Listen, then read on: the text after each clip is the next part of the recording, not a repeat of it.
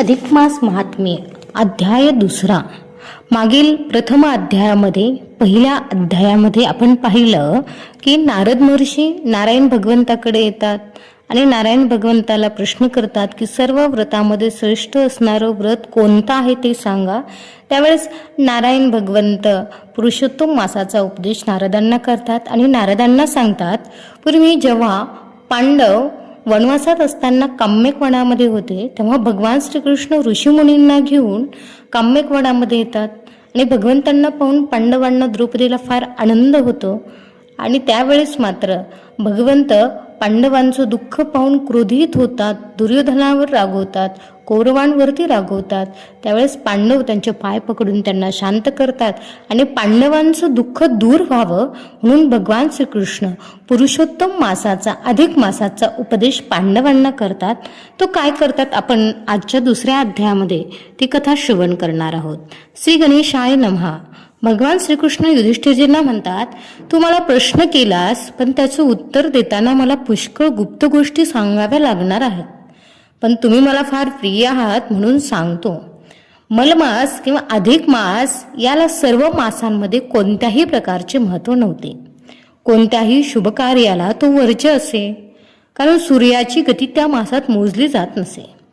प्रत्येक स्थिरचर वस्तूंना अधिष्ठात्री अशी कोणीतरी देवता असते, स्वामी असतो, त्यामुळे त्यांना मान असतो. पण रवी संक्रांती ज्या मासात धरली जात नाही त्या मलमासाची तर सर्व महिने चेष्टा करायला लागले, धिक्कार करू लागले. तो मास मानवी रूप धारण करून दुःख करू लागला. आपल्या अपमानाने तो दुःखाने मूर्छित पडला, पुन्हा सावध झाला, खूप शोक करायला लागला. मग त्याला एक उपाय सुचला, आपण श्रीहरीला शरण जावे. का? कारण ज्याचं कोणी नसताना त्याचा देव असतो, म्हणून आपण आपलं दुःख फक्त भगवंताला सांगितलं पाहिजे. जेव्हा आपण आपलं दुःख देवाला सांगतो तेव्हा देव त्या दुःखाचं निरसन करत असतो. पण जेव्हा आपण आपलं दुःख इतरांना सांगतो त्यावेळेस मात्र लोक रडून ऐकतात आणि हसून इतरांना सांगत असतात. म्हणून या मलमासाला वाटायला लागलं आपण श्रीहरीला शरण जावं आणि त्यालाच आपलं दुःख सांगावं. तो एकदम वैकुंठामध्ये गेला. तेथे नारायण स्वतः उपस्थित होते. त्यांनी तेथे जाऊन रत्नखचित सिंहासनावर बसलेल्या वैकुंठनाथाला नमस्कार केला. बापरे, दीन अवस्था सांगून करुणा भागली.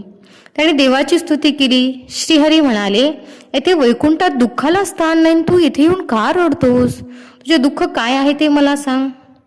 मलमासाने स्वतःचा कसा अपमान होतोय ते सांगितले आणि तो दुःखाने मूर्छित पडला. मलमास म्हणतोय, प्रभू मला माझं दुःख सहन होत नाही.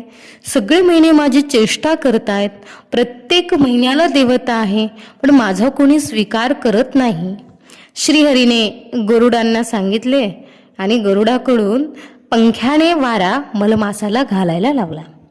बेशुद्ध झालेला मलमास सावध झाला आणि म्हणाला, या उपचाराने प्रभू काय होणार आहे? असा तात्पुरता उपचार मला नकोय, माझं कायमचं दुःख दूर करा.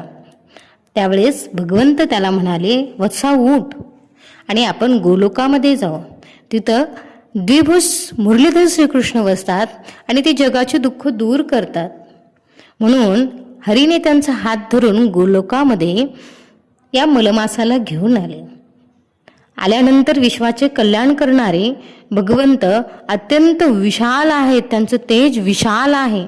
त्यात सत्यलोक, वैकुंठ व कैलास असे 3 लोक असून गोलोक त्यांच्याही पलीकडे आहे. त्या गोलोकात एक सुंदर ज्योती आहे. त्या ज्योतीच्या अंतरंगात अत्यंत तेजस्वी असा किशोरवयाचा पितांबरधारी मुरलीधर आहे. त्याचे सौंदर्य, त्याचा प्रभाव, भगवंताचे पराक्रम, स्वरूप, तेज, ज्ञान सर्वच इतर सर्व देवांच्या पेक्षा श्रेष्ठ आहे. मलमासाला घेऊन वैकुंठनाथ विष्णू त्या लोकात गेले. तिथे मुरलीधर पुरुषोत्तमाचे दर्शन घेतले. त्यासमयी अश्रू ढाळीत असलेल्या दीनवदन अशा मलमासाचा परिचय पुरुषोत्तमाला भगवंताने करून दिलेला आहे.